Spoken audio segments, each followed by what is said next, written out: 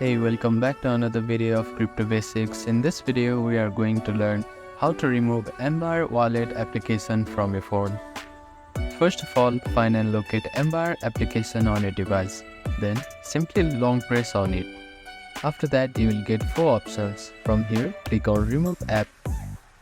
Now, if you want to remove the application from your home screen only, you can choose the second option, which says Remove from Home Screen.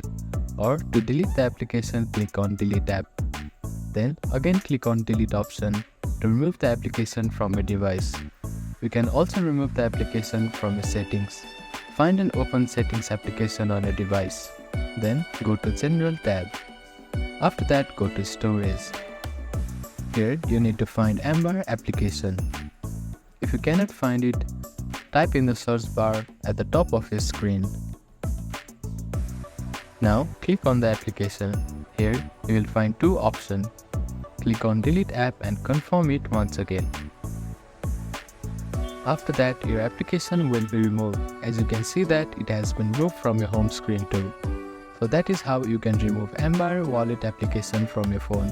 Thank you for watching this video. Please do not forget to like, share and subscribe to our channel and comment down if you have any queries.